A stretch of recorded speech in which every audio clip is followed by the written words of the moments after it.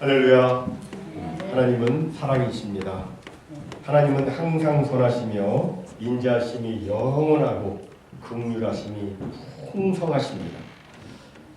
하나님은 우리 모두에게 복을 주기 원하시지 어떤 경우에도 악을 도모하여 우리를 힘들게 하거나 괴롭히는 그런 존재가 아니십니다. 그런데 종종 보면 하나님이 왜 나를 이렇게 힘들게 하시느냐, 왜 나를 이렇게 아프게 하시느냐 하면서 그 원인을 하나님께 돌리는 사람들이 있습니다. 그러나 이것은 하나님을 매우 오해한 것입니다. 하나님은 사람들을 괴롭게 하고 못살게 구는 그런 악한 존재가 아니십니다. 사실 우리에게 나쁜 일이 있는 것은 하나님 때문이 아니라 우리 자신의 죄 때문이고, 그리고 또 악한 마귀와 귀신들 때문입니다. 오늘 본문에 보면 여섯째 천사의 나팔이 울려 퍼질 때 하나님 앞에 있는 금제단의 넷불에서 이런 음성이 들려옵니다. 큰 강 유브라데에 결박한 네 천사를 놓아주라.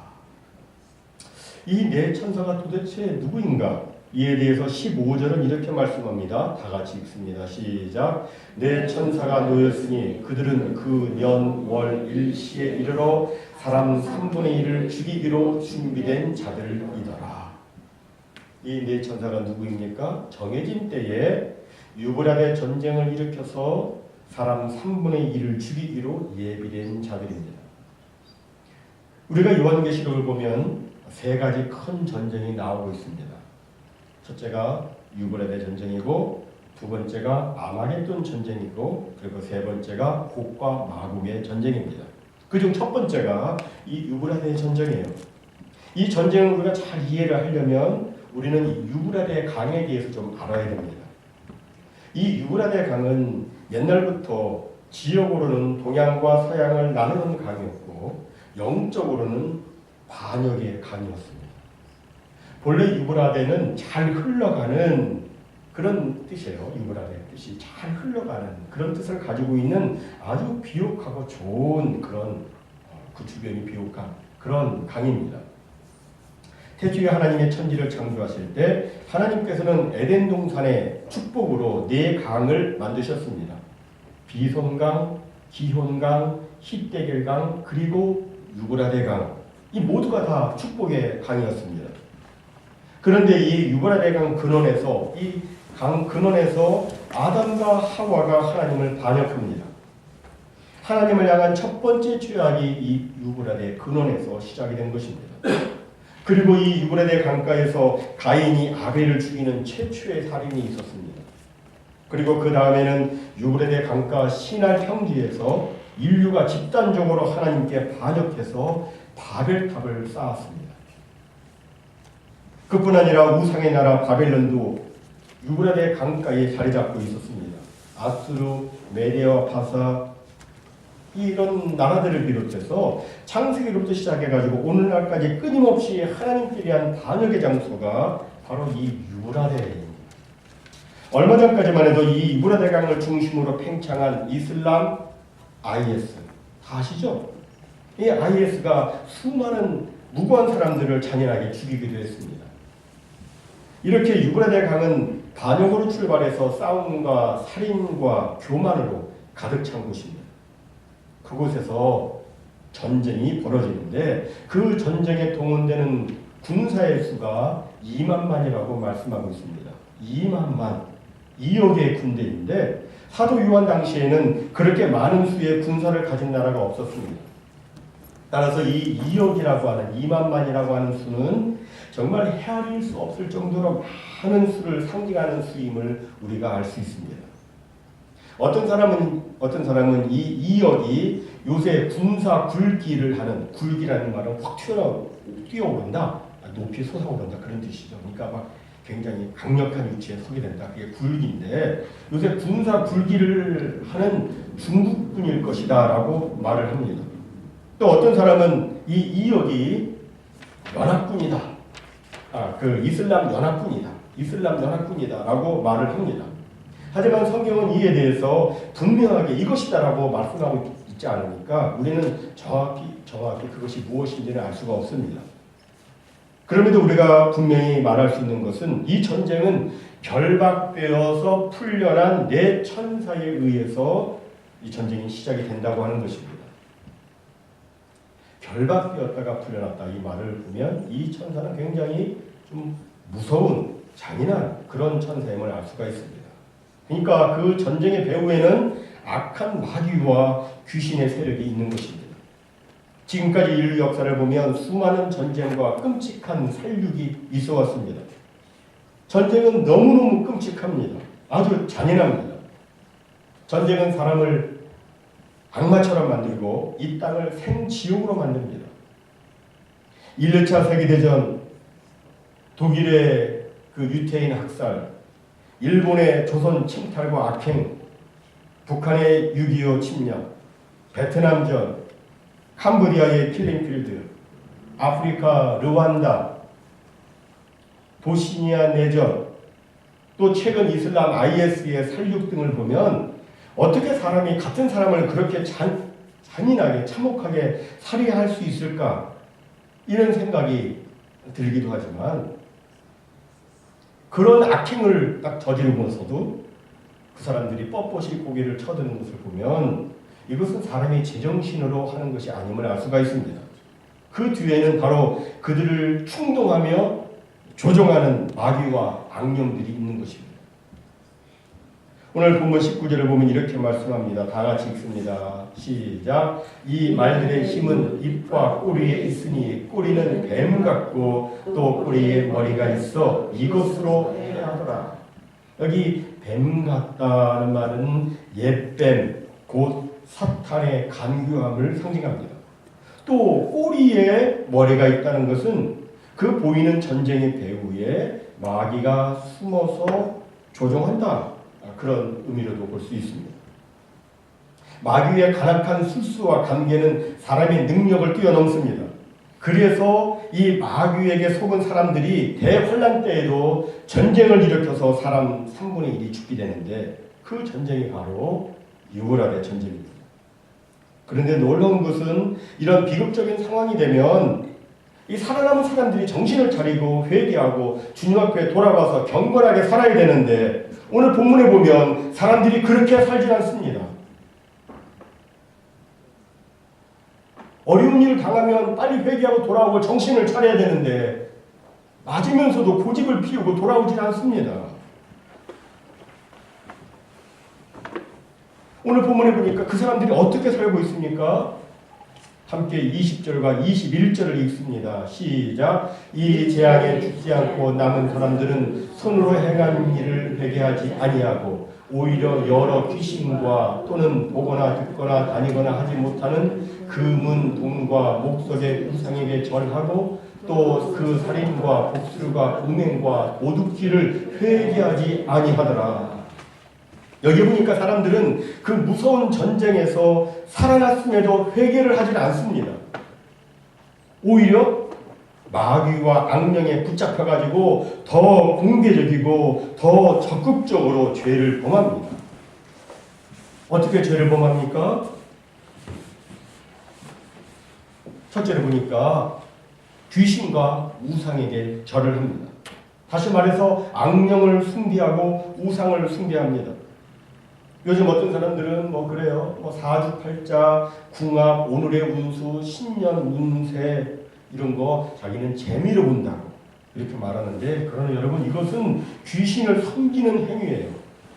우리는 크리스찬으로서 무당, 각종 무속 신앙, 조상 숭배, 우상 숭배 이런 거 해서는 안 돼요. 그것은 귀신을 섬기는 겁니다. 고린도전서 10장 20절에 보면 이 모든 것은 귀신과 교제하는 것이라고 말씀하고 있어요. 이건 귀신과 교제하는 거다. 그리고 성경에 보면 이런 사람들에게는 구원이 없다라고 분명히 말씀하고 있어요.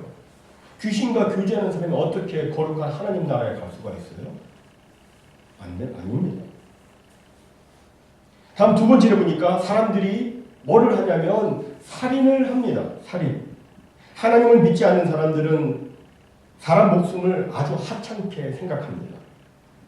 지금도 사람 목숨을 가볍게 여기는 사람들이 있지만 마지막 환란 때가 되면 다른 사람 피 흘리는 것을 대수롭지 않게 생각하는 인명경시의 그런 풍조, 잔인한 살인 풍조가 대환란 때에 범람하게 될 것입니다. 세 번째로 보니까 뭐가 나옵니까? 복술 나와요. 우리 집 강아지는 복술 강아지 그거 아니죠? 여기 복술은 뭡니까? 복술. 이 복술은 별을 보고 점을 치는 점성술, 뭐 카드를 봐가면서 하는 카드점, 사람의 혼을 불러낸다고 하는 초혼술, 또 미신 점판, 수정 구술 명상 등등의 이런 모든 주술을 포함하고 있는 단어예요. 사람들이 이런 복술을 왜 하는가 보면 크게 불안 심리가 있기 때문이고, 두 번째로 미래에 대한 궁금증이 있기 때문이고, 그리고 우연의 일치로 가끔가다 한 번씩 맞는 그런 일들이 있기 때문에 사람들이 복술을 한다고 해요. 그런데 실상은 그 사람이 영적으로 죽어있기 때문에 복술을 하는 거예요. 영적으로 살아있으면 그런 거 하지 않습니다.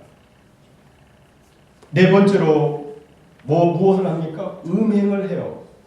음행은 역사적으로 인간이 각 시대마다 행했던 그런 죄악이죠. 그런데 마지막 때는 전 세계적으로 말할 수 없는 성적 문란의 시대가 될 것입니다. 순결을 지키며 정상적인 부부 생활을 하는 사람들이 오히려 웃음거리가 되고, 불륜과 동성애 그리고 각종 마약을 하면서 쾌락을 쫓고 음욕에 따라서 음행하는 죄악이 뒤덮을 것이다라고 말씀해요. 다섯 번째로 도둑질을 합니다. 도둑질은 남의 것을 속여서 빼앗거나 힘으로 강탈하는 약탈적 행위입니다. 하나님의 영이 없는 사람들은 전쟁으로 인해서 치안이 불안해지고 사회가 불안정해지면 도둑질을 해요. 그리고 집단적으로 남의 것을 빼앗고 강탈해 갑니다. 하나님을 두려워하지 않기 때문에 그렇게 하죠. 뻑치기, 수리꾼, 강도와 같은 아주 악하고 못된 죄악들이 곳곳에서 자행될 것을 성경은 말씀하고 있어요. 이것이 대환란 때 여섯째 나팔 후에 나타나는 현상입니다. 그런데 요즘에도 그런 일들을 우리가 종종 봅니다. 시작되고 있는 거예요. 요즘 동서양을 막론하고 흥행이 되는 영화나 드라마를 보면 조금 전에 설명했던 그런 5가지, 곧 귀신과 우상숭배, 살인, 복술, 그리고 음행, 도둑질, 이 모든 주제를 다 가지고 있어요. 한번 생각해 보세요. 오늘날 사탄이 사람을 미혹하기 위해서 3가지 S를 만들었다고 그러죠. 세이턴이 3가지 S를 만들었는데 그 중에 하나가 스크린, 스포츠, 그 다음에 섹스예요. 근데 이 스크린 보면 조금 전에 설명했던 그런 게 다 나오고 있습니다. 여러분, 작년 한국에서 2018년도에 가장 많은 사람들이 보았던 그 영화가 무슨 영화인지 혹시 아세요? 저는 안 봤는데 여러분 아시는 분 계실지 모르겠어요. 신과 함께라는 영화였어요. 그게 1편, 2편이 나왔는데 그 2편 다 관객 수가 1200만 명이 다 넘었대요. 각기. 그리고 그 다음에 순서를 가고 있는 게 뭐냐면 좀비 영화, 그 다음에 이상한 괴물 영화, 살인을 하고 강간을 하고 간통을 하고 사기, 도둑질, 폭력에 관계된 영화가 그 뒤를 잇고 있어요. 이것은 앞으로 나타나게 될 타락의 전조현상입니다. 이건 예고편이에요. 이걸 보면 앞으로 이렇게 될 것이라는 것을 우리는 알 수 있습니다. 정말 대환란 때에는 사람들이 비윤리적, 비도덕적이 될 것이며 정력적이며 폭력적이 될 것입니다. 우리가 지금도 그렇지만 앞으로 우리 그런 세상에서 우리가 어떻게 살아야 되는가? 이에 대해서 성경은 우리에게 분명히 그리고 누누이 말씀하고 있습니다. 정신을 차리고 깨어 근신하며 기도하라고 말씀합니다. 우리가 깨어 있어야 될 이유는 우리는 언제나 넘어질 수 있는 위험성이 있기 때문에 그래요. 우리는 깨어 있지 않으면 다 넘어져요. 예외가 없어요. 또 우리에게는 순간적으로 범죄할 수 있는 잠재성이 다 있습니다. 예레미야 17장 9절은 이렇게 말씀합니다. 다 같이 읽습니다. 시작. 만물보다 거짓되고 심히 부패한 것은 마음이라. 여러분, 사람의 마음은 누구나 타락한 죄성과 욕심을 가지고 있어요. 여기서 벗어난 사람은 없어요. 다 타락했어요. 다 부패했어요. 이 앞에 있는 목사도 마찬가지고 다 마찬가지예요. 이런 우스운 이야기가 있습니다. 어떤 교회 남자 집사님이 복권을 샀는데 복권에 당첨이 되었대요. 그것도 500억 원짜리 당첨이 된 거예요. 그런데 이 소식을 남편 당사자는 알지 못했고 부인과 자녀들이 먼저 알았습니다. 부인 집사님이 이 소식을 남편에게 전해주어야 되는데, 하지만 남편이 심장이 약하기 때문에 500억 원에 당첨되었다는 이야기를 들으면 심장마비로 죽을 것 같아서 남편한테 말을 해주지 못했습니다. 고민하다가 부인 집사님이 담임 목사님을 찾아갔습니다. 목사님, 저희가 이렇게 해가지고 500억 원짜리 복권에 당첨됐는데 제 남편이 심장이 약한 거 아시잖아요. 이걸 제가 말해주면 남편이 심장마비로 죽을 것 같은데, 그러니 목사님이 좀 도와주세요. 저희 집에 오셔서 가정 예배를 좀 드려주시고 남편이 심장마비 안 오게 목사님이 잘 말씀해 주셨으면 좋겠어요. 그래서 이제 목사님이 그 집에 가가지고 이제 가정 예배를 드렸어요. 무슨 설교했는지는 모르겠어요. 돈을 사랑하는 일망이라는 뿌리야. 무슨 설교했는지 모르겠지만 가정 예배를 드리고 이제 남자 집사님한테 마치 그분의 일이 아닌 것처럼 물었답니다. 집사님, 만약 집사님이 5억짜리 복권에 당첨되었으면 어떻게 하시겠어요? 집사님이 대답을 합니다. 먼저 11조 내고, 그리고 지금까지 아내가 너무 많이 고생을 했으니까 아내와 같이 해외여행을 다녀오겠습니다. 그럼 50억 원에 당첨되셨으면 어떻게 하시겠어요? 남편이 아내를 바라보면서 사랑하는 아내에게 자동차와 다이아몬드 반지를 하나 사주겠습니다. 그리고 아파트도 하나 사야죠. 그럼 500억 원이라면요? 그랬더니 생각하더니 만약 그렇다면 절반씩 목사님하고 하나 가져야죠. 이 이야기를 듣고 목사님이 심장마비로 돌아가셨대요.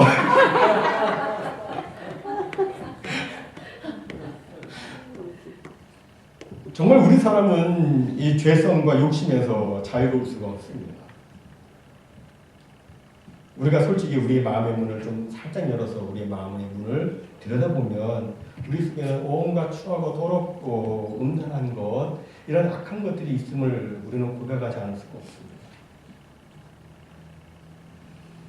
세상 사람만 악한 게 아니라 우리도 악해요. 세상 사람만 타락한 게 아니라 우리도 타락했어요. 만물보다 거짓되고 심히 부패한 것은 모든 사람의 마음이에요.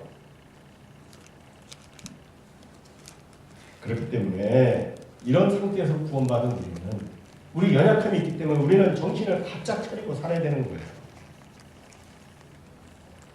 이렇게 조심해도 우리는 또 죄를 짓죠. 죄를 지면 어떻게 해야 돼요?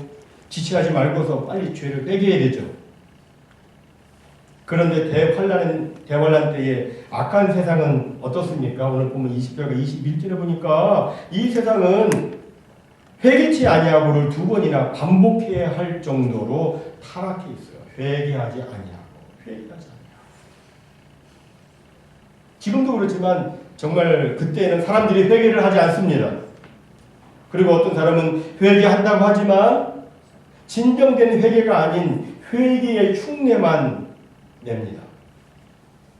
일반적으로 사람들은 회개를 자신의 잘못에 대해서 반성하고 뉘우치는 것으로 생각하는 경향이 있습니다. 내가 잘못했어. 반성하고 뉘우치고. 이전에 행하던 어떤 나쁜 행위를 이제 더 이상 하지 않으면 나는 회개했어 라고 생각하는 경향이 있습니다. 물론 회개에는 그런 모습도 포함이 되죠.